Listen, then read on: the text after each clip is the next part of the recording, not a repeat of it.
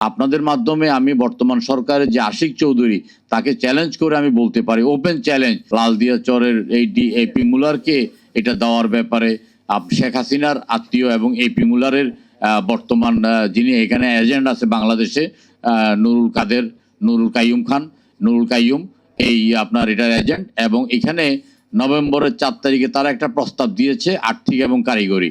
4 তারিখে তাদের আর্থিক কারিগরি প্রস্তাবটা পরীক্ষা নিরীক্ষা করা হয়েছে, 5 তারিখে তাদের আর্থিক কার্যক্রমটা পরীক্ষা নিরীক্ষা করা হয়েছে, তারপরে 6 তারিখে চিটং বোর্ড এটা অনুমোদন করেছে, 7 তারিখে এটা মন্ত্রণালয়ে পাঠিয়েছে, 9 তারিখে আপনার এটা মন্ত্রণালয় নিজেরা করেছে বন্ধের দিনে। অর্থাৎ এত সুপারসনিক গতিতে হয়েছে যেটা পৃথিবীর ইতিহাসে বিরল। পৃথিবীর ইতিহাসে এইরকম একটা আন্তর্জাতিক চুক্তি কখনোই এতটা সুপারসনিক গতিতে হয় নাই। 17 তারিখে সারা জাতি যখন ব্যস্ত, শেখ হাসিনার রায়, সেদিন তারা একটা চুক্তি করেছে অত্যন্ত গোপনে। এপি মুলারের যদি নিজস্ব ট্রান্সপারেন্সি থাকতো তাহলে কিন্তু তারা নিজেরা অন্তত বলতো যে আমরা একটা অন্তর্বর্তীকালীন সরকারের সময় না করে আমরা একটা গণতান্ত্রিক সরকার অথবা একটা নির্বাচিত সরকারের সাথে চুক্তি করব। এখানে বোঝা যাচ্ছে যে কিছুটা সমস্যা হচ্ছে। এপি মুলার এখানে 6,700 কোটি টাকা বিনিয়োগ করবে এবং 33 বছরের জন্য তারা এটা লিজ নিয়েছে। পরবর্তীকালে আরও আপনার 15 বছর তার এক্সটেনশনের সুযোগ আছে। আবার আপনার তারা বন্দরকে সাইনিং মানি দিয়েছে 250 কোটি টাকা। 250 কোটি টাকা চট্টগ্রাম বন্দরের 16 দিনের আয়। এই 250 কোটি টাকা আবার চট্টগ্রাম বন্দর যেটা মানে এই চুক্তিটা স্বাক্ষর করার জন্য, নেগোসিয়েট করার জন্য ইন্টারন্যাশনাল ফাইন্যান্স কর্পোরেশন যাদেরকে নিয়োগ করেছে এবং তাদের মেয়াদ ছিল 60 দিন, তারা কিন্তু এটা 70 দিনের মধ্যে চুক্তি করেছে।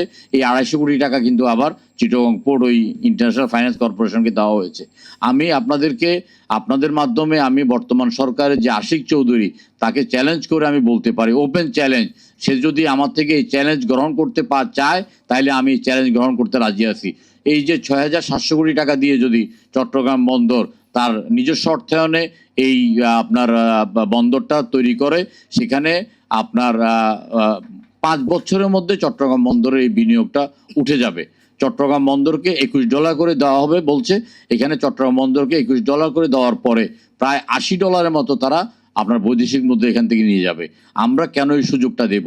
6,700 কোটি টাকা বিনিয়োগ করার মতো বাংলাদেশে অনেক এন্টারপ্রেনার আছে যারা 6,400 কোটি টাকা বিনিয়োগ করে এটা আপনার এই দেশের সম্পত্তি দেশে রাখবে। আমি আশিক চৌধুরী এবং লুৎফে আলমকে চ্যালেঞ্জ দিয়ে বলতে পারি, বাংলাদেশে যদি তারা যদি করে, যেমন আমি ব্যবসায়ীদের পক্ষ থেকে অনেক ব্যবসায়ী আমাকে বলেছে যে তারা এটা 6,700 কোটি টাকা বিনিয়োগ করবে, চট্টগ্রাম বন্দরকে $21 দ্বারা জায়গায় $30 দেবে এবং এটা 30 বছরের জায়গায় 15 বছর করবে। বাংলাদেশে এন্টারপ্রেনাররা তারা চ্যালেঞ্জ দিচ্ছে।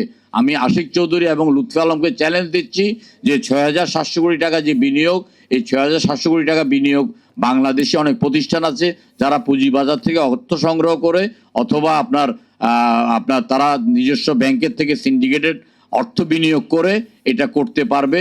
চিটং পোর্টকে এপি মুলার যে $21 দেবে, সেখান থেকে তারা চিটং পোর্টকে $30 দেবে এবং 30 বছরের চুক্তির জায়গায় 15 বছরের চুক্তি করতে তারা রাজি আছে। যদি আশিক চৌধুরী এবং লুৎফে আলম যদি এটা চুক্তি করতে আমাদের সাথে চ্যালেঞ্জ করতে চায়, আমরা এটা ওপেন চ্যালেঞ্জ দিয়ে রাখলাম। এটা একটা দেশ ভিত্তিক চুক্তি। এটা প্রায় 50 একর জায়গা 30 বছরের জন্য অত্যন্ত গোপনে তারা দিয়েছে। 17 তারিখে দেওয়ার কারণটা হলো যে 20 তারিখে তো তত্ত্বাবধায়ক সরকারের রায় পুনঃপ্রতিষ্ঠিত হবে। পুনঃপ্রতিষ্ঠিত হলে যদি তত্ত্বাবধায়ক সরকার এই সরকার থেকেই এই আমল থেকে কাজ করবে, তাহলে তো মানে তারা একদম আইনগতভাবেই আর কোনো চুক্তি করতে পারবে না, যে কারণে তারা 17 তারিখেই চুক্তিটা করে ফেলেছে।